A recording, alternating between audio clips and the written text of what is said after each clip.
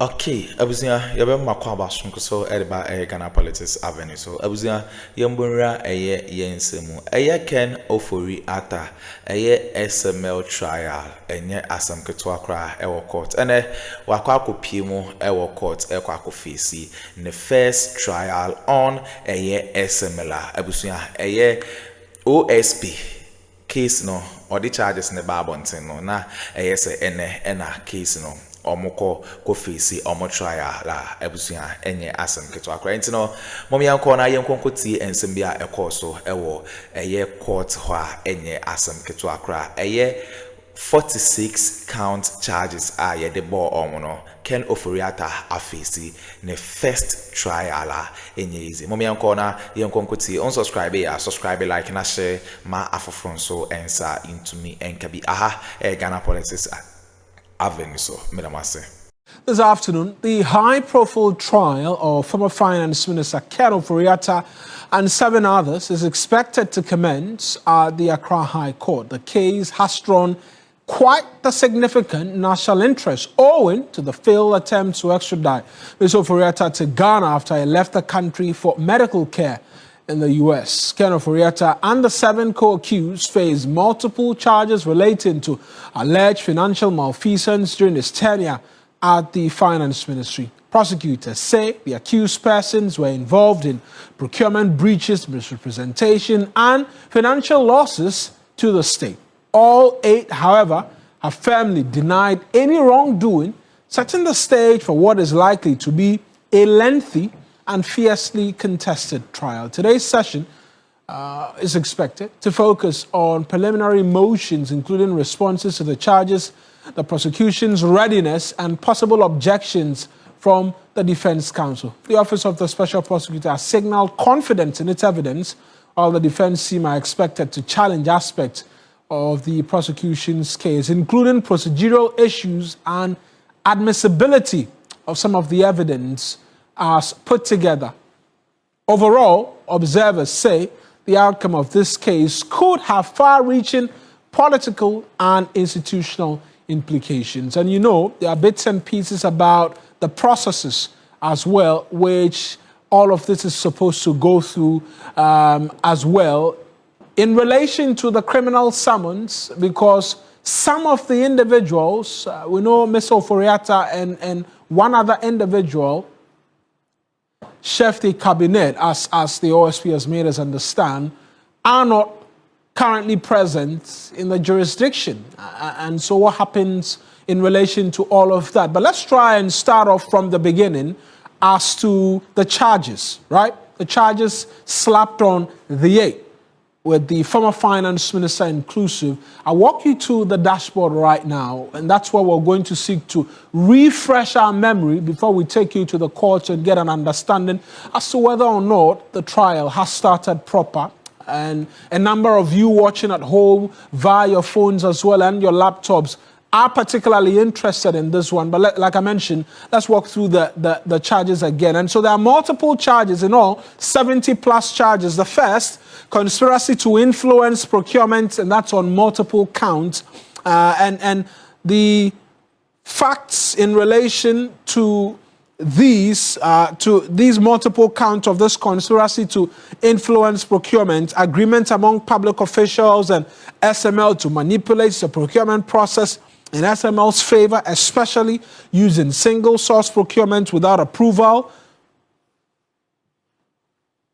Also, we'll walk you through the additional charges. Influencing the procurement process, that's also multiple counts. Actual acts of improperly awarding contracts to SML via single source procurement without the mandatory procurement approvals from the PPA. Then the third, causing financial loss to the state, and this is where it gets interesting, willfully enabling SML to receive huge payment for transaction audit services, external price verification services, even though contracts were unlawfully awarded. And then I think that's the last of it. In terms of the charges, let's take you to the courts. I mentioned we're going to take you to the courts. Sixtus Strong Ulo is our man in court for us today. Sixtus, talk to us. Highly anticipated this particular trial. Did it start off properly in court today, and paint for us a picture as to the legal representation for the 8 accused as well?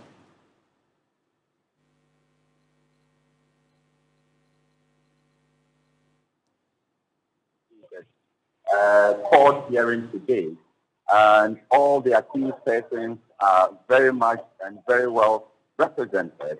Some have multiple lawyers on their team that have come to represent them. But the charges that you read out, if you group them, you'll find that individually, we can say that Emmanuel Kofi Ntim, who is the third accused person in this matter, has about 39 counts of offenses that he would be tried on starting today. And of course, that is followed, that is the highest. I think the attention has always been on the former finance minister, Ofori, but Emmanuel Kofi Ntim is the one who has the highest count of criminal offenses, then followed by the former finance minister, who is to answer to 28 counts of criminal offenses, and the least among them is by 8 counts of criminal offenses that stand against Kojo Damwa, who is the 6th accused person in this matter.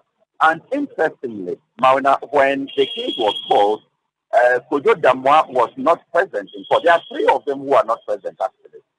The first accused person, who is the former finance minister, Kenneth Nana Ofori. The second accused person, who is, you can call him a special aide when he was a finance minister, and Ofori. And then the 6th accused person, Kojo Damwa, who is currently a member of parliament. You can describe him as an member of parliament. So the 3 of them were not in court today.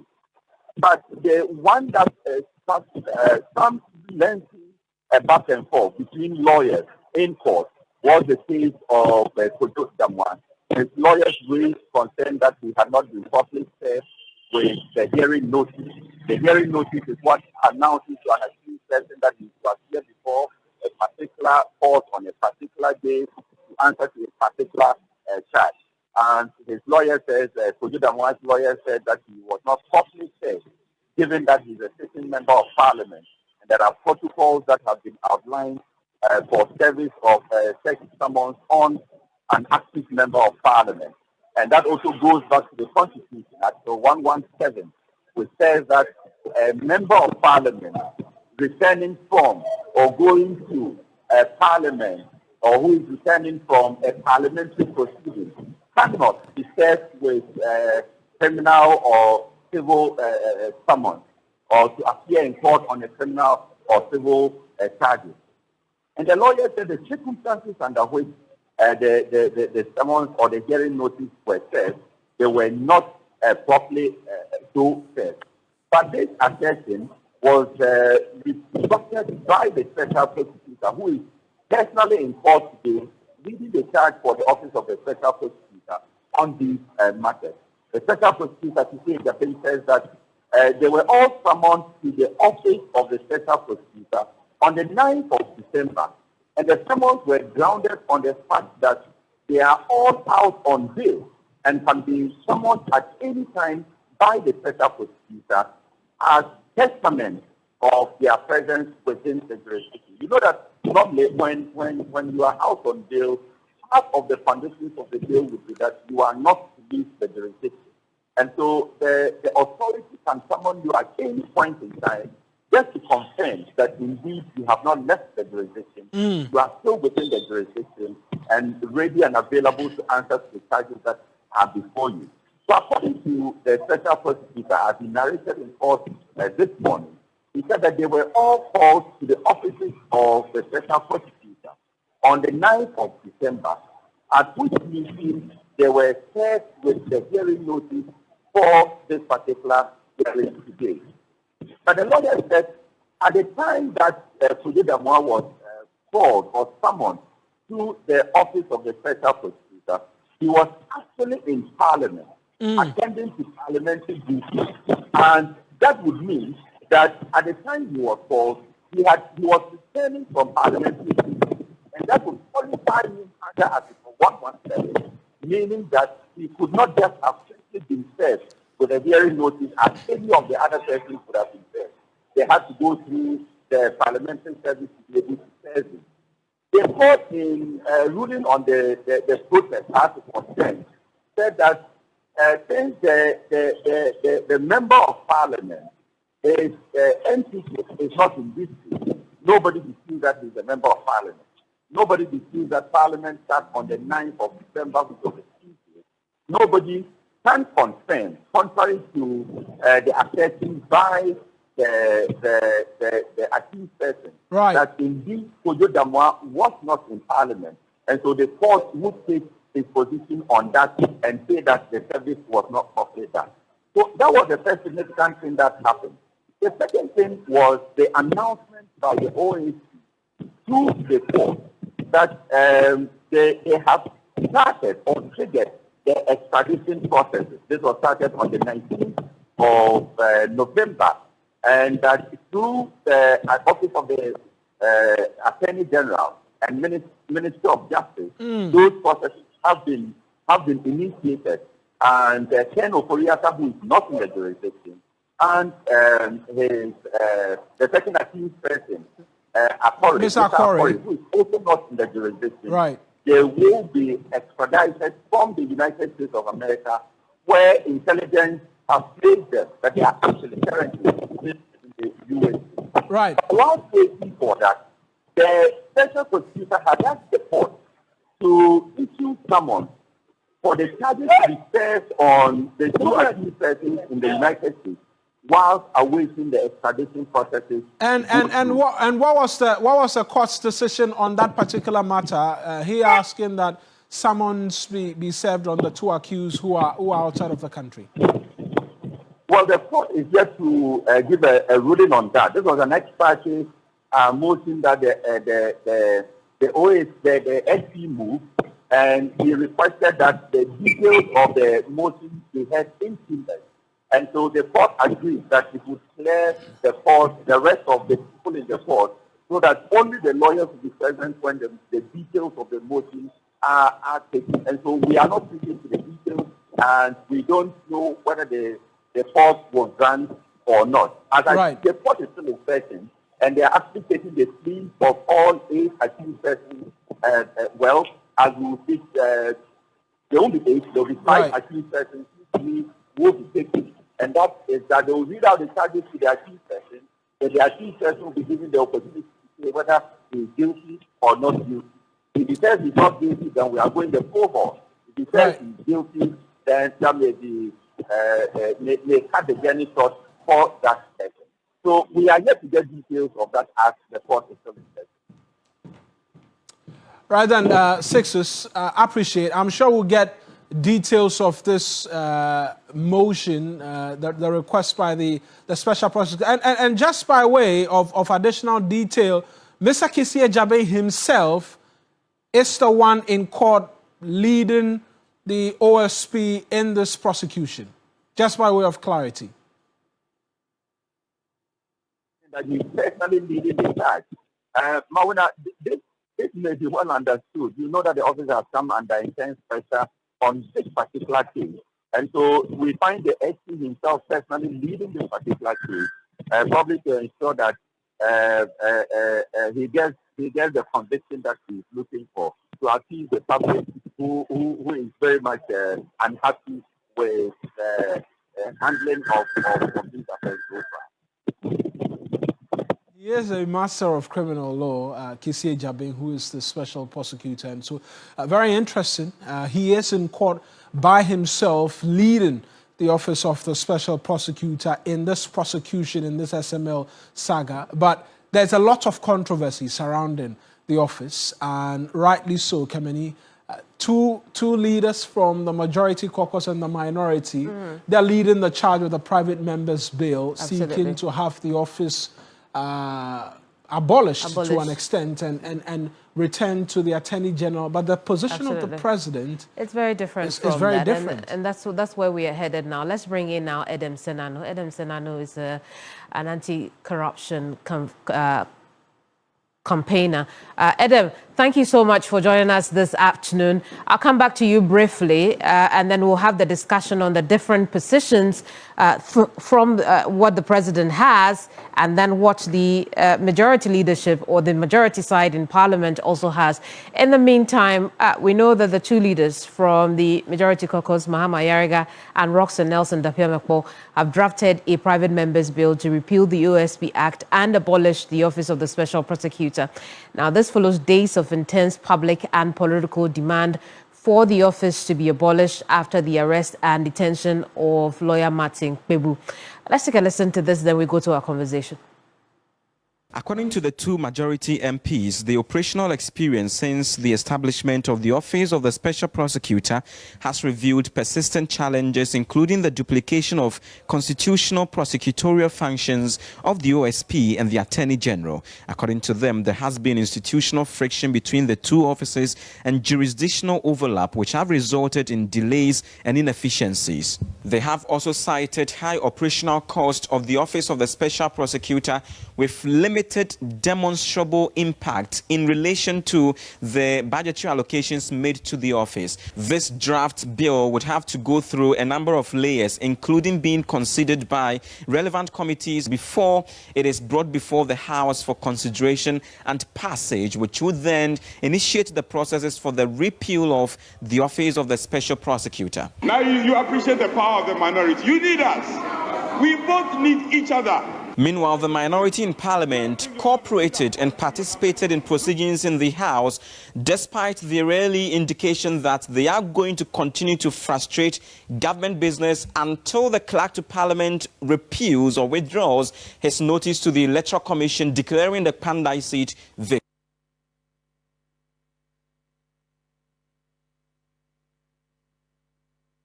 Oh, we can now bring in Edem on this subject matter. Let's look at the different positions we're seeing from the presidency and the majority side in Parliament. What do you make of that? Well, I'll give kudos to the president. I think that he has his finger on the pulse of the nation, and he has his mind properly analyzing the issues. I am a bit, not just a bit, quite disappointed in the parliamentary posture.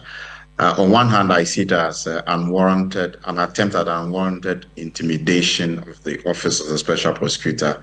On the other hand, it's a betrayal of trust, because this country has gone through a historically long period of analyzing the AG's office, right from independence with Jeffrey being as Attorney General, until 2017 to date, where we drew the conclusion, and conclusively, that the AG's was incapable of, as it were, holding accountable his own or her own peers at the level of government. And so we decided to adopt from international best practice, as the US has done, the Office of the Special Prosecutor. It's just that the constitutional arrangements at the time didn't make it an easy solution, and so we had to find an interim measure of trying to do it under the aegis, but shield it a bit, granted some independence. So ultimately, we need this in the Constitution. So the president, I think, is reading the facts properly. I don't even understand some of the issues. I think you need to check whether this is legitimately from those two lawmakers, because when they talk about duplication of prosecution powers, come on, we actually need many more institutions engaged in prosecution. What has been the greatest challenge that the AGs has faced? It's people saying that you are too slow. All the oral cases, we see no progress. If we leave the AGs alone to try and handle all these cases, we are not going to see the light of day. So to say overlapping prosecutor and prosecuting responsibilities, it's neither here nor there. And then they talk about friction. What friction are they talking about?